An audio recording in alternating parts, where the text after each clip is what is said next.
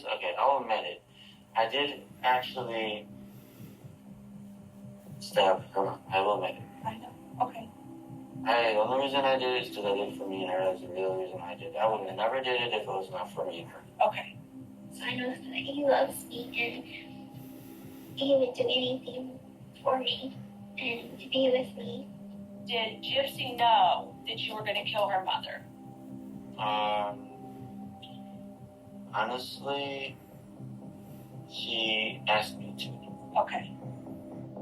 The case of Gypsy Rose Blanchard has been a persistent whisper in the media, stirring my curiosity and compelling me to look a little deeper, to uncover something more for the discussion. In this episode of Deliberately Deadly, I aim to venture beyond the crime itself and cast light on the darker facets of human nature. How does someone who has spent their entire life being used and manipulated for personal attention turn the tables and employ manipulation to compel another to kill? The answer lies not in a simple narrative of cause and effect, but in the complex web of human psychology, shaped by years of abuse and control. Gypsy Rose Blanchard's story is not just a tale of manipulation and murder. It's a stark representation of the extreme lengths to which a human being can be pushed, and the dire consequences of a life lived in the shadow of coercion and deceit. How does the knowledge of Gypsy Rose Blanchard's years of abuse at the hands of her mother affect our perception of the heinousness of the crime? This question invites me to grapple with the intricacies of empathy and justice, compelling me to weigh the scales of moral judgment with a heavy heart.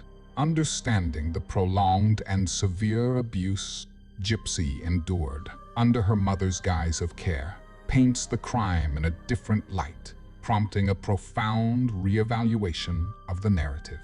In my contemplation, I am drawn into a complex dialogue between the undeniable severity of the act and the harrowing context that gave birth to it.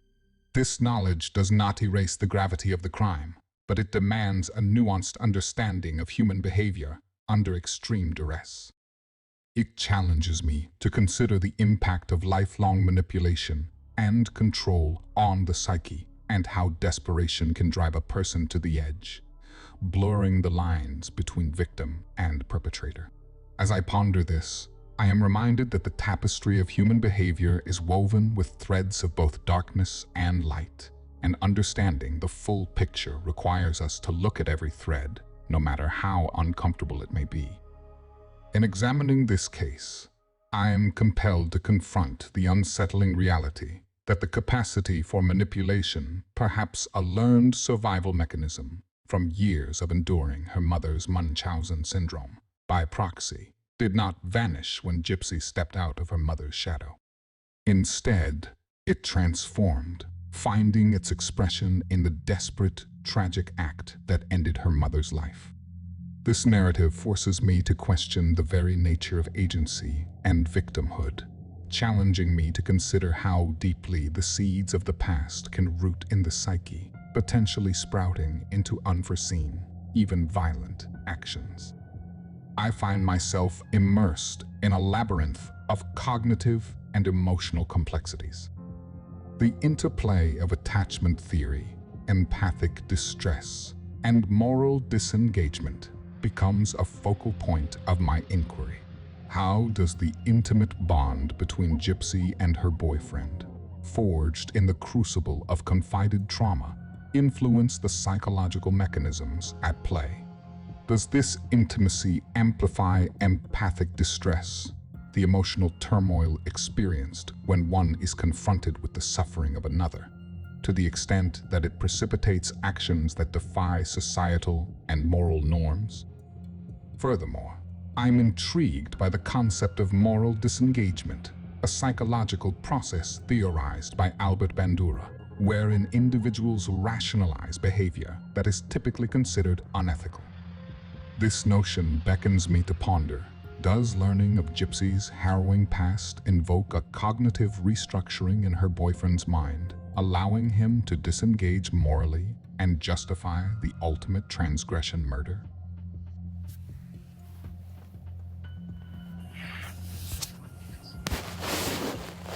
Okay, Gypsy, this is Stan. Hi, Gypsy. Where'd you guys fight? I'm Detective Hancock. I'm with Frank County Sheriff's Office. How are you today? Good. You need to be honest with me. And if you're involved in anything that I'm about ready to tell you, then you need to tell me. Okay? Your mom's dead. Okay? Now, what I want to ask you is, your mom's passed away. Okay? And she's deceased. All right? Now, what I want to ask you, did you have involvement in this? Okay. Just, hang on, listen to me for just a second, okay? What happened with your mom that night? I don't know what happened with my mom. Okay, you just listen to me, okay, sweetheart? You know what happened to your mom, okay? And I know that you know. You think that it's me? Why would you think that it's me? I had always thought my mom and I are best friends. These reflections propel me into the realms of psychodynamic theory, particularly the dynamics of transference and countertransference. How do the unresolved traumas and the suppressed rage of Gypsy manifest and transfer onto her partner? Does this transference elicit a countertransference response, a powerful urge to act, to rescue, or even to avenge? I grapple with the nuances of human psychology, which is precisely why I'm interested in true crime. The convergence of empathic distress, moral disengagement, and psychodynamic transference paints a complex portrait of human behavior under extreme duress. It compels me to question the boundaries of empathy and morality, and to ponder the profound impact of shared trauma on human decision-making. The case of Gypsy Rose Blanchard, thus, not only challenges our legal and ethical paradigms, but also beckons us deeper into the human psyche, confronting the unsettling truths that reside within. Gypsy Rose Blanchard and Nicholas Godejohn's paths crossed online in 2012, marking the beginning of a complex and ultimately tragic relationship. Over the course of 3 years, their connection deepened, primarily through internet communication, as they had not met in person due to the physical distance and Gypsy's controlled life under her mother, Clauddine Dee Dee Blanchard. As their relationship evolved, so did the intensity of their discussions, which eventually veered into the dark realm of planning a murder. By June 2015, the plan that had been a subject of conversation for months was set into motion. Gypsy, in a desperate bid for freedom from her mother's oppressive and abusive control, facilitated Godejohn's travel by stealing $4,000 from her mother, money that was used to fund his bus ticket from Wisconsin to Missouri. This marked their transition from online acquaintances to co-conspirators in a sinister plot. Godejohn arrived in Missouri on June 8, 2015, and the two met in person for the first time. Despite the gravity of their plan, they spent a short time together, bonding and solidifying their resolve before carrying out their grim task. On the night of June 9, just a day after Godejohn's arrival, the plan was put into action. Gypsy provided Godejohn with gloves and a knife, the instruments that would turn their sinister plot into a grim reality. While Gypsy took refuge in the bathroom, Godejohn executed the plan, stabbing Dee Dee multiple times, ensuring her demise. After the act, they fled the crime scene, believing they could escape the consequences of their actions. However, the reality of their situation quickly unraveled. The murder was discovered, and the investigation led authorities to Godejohn's home in Wisconsin, where both he and Gypsy were apprehended.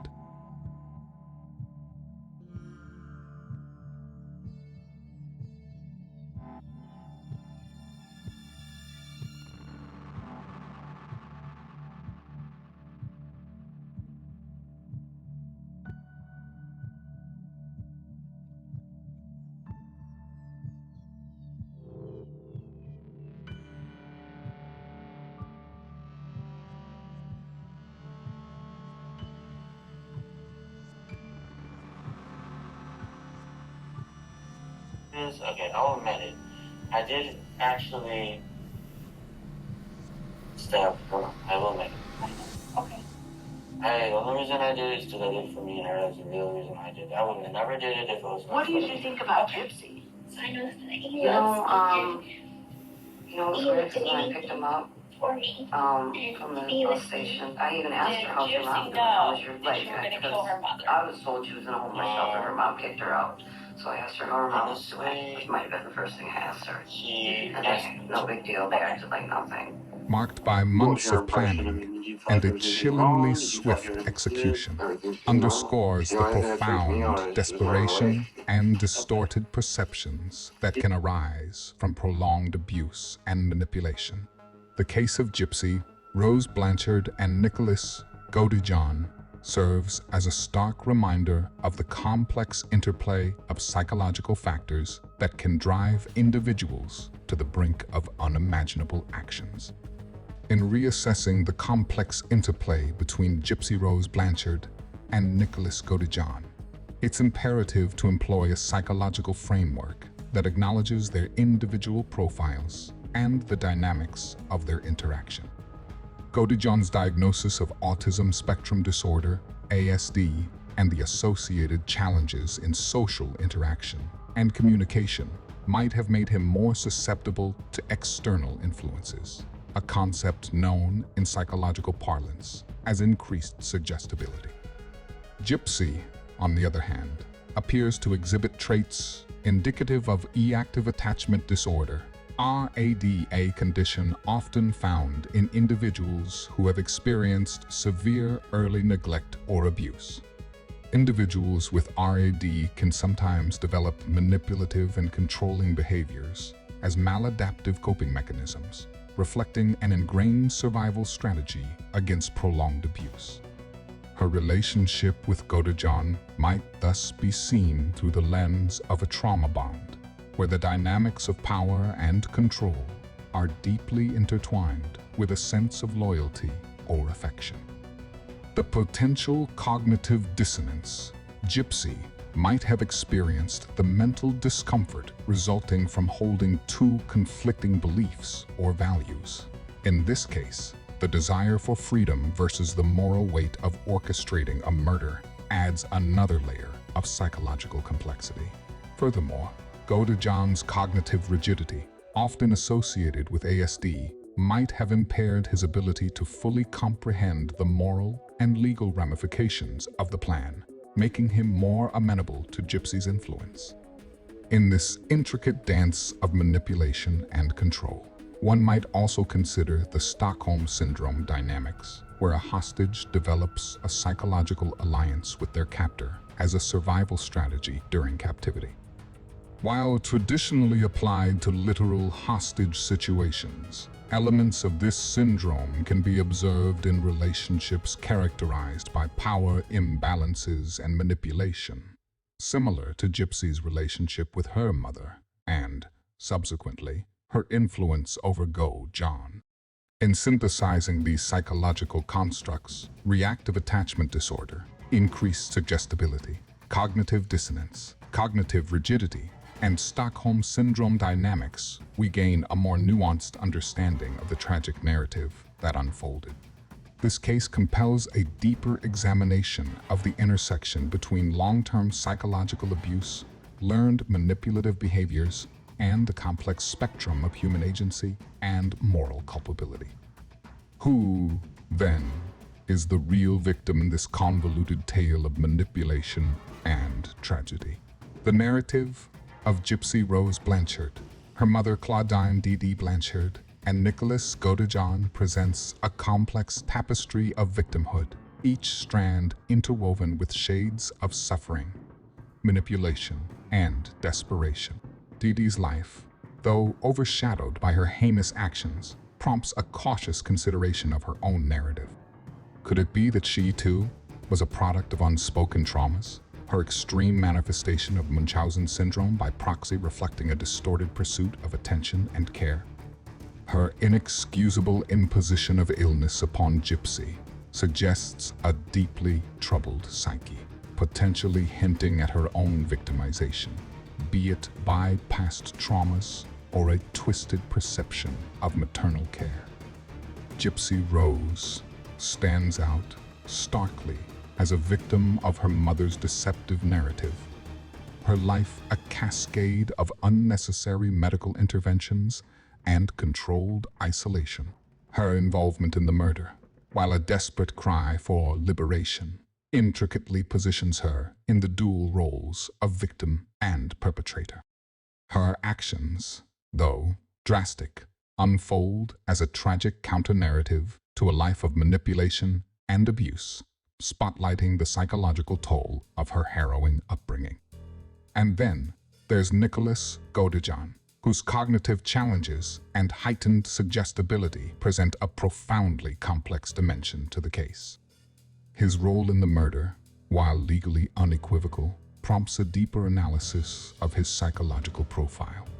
Was he a mere pawn in Gypsy's bid for freedom, his actions a reflection of a mind swayed by a misguided sense of loyalty and the illusion of heroism? In the eyes of the law, Dee Dee is indeed the victim. The legal framework, designed to navigate the complex landscape of crime and punishment, unequivocally identifies her as the individual whose life was unlawfully taken. Perhaps you, like the prosecutors, judge, and jury, view this case through the lens of legal statutes and clear-cut definitions of crime. Or perhaps you find yourself in a realm of uncertainty, grappling with the nuances and moral complexities that the stark letters of the law don't always capture. Gypsy Rose Blanchard, after her guilty plea to second-degree murder, was sentenced to 10 years in prison, a sentence that, for some, acknowledges her lifelong victimization and the psychological entrapment she endured.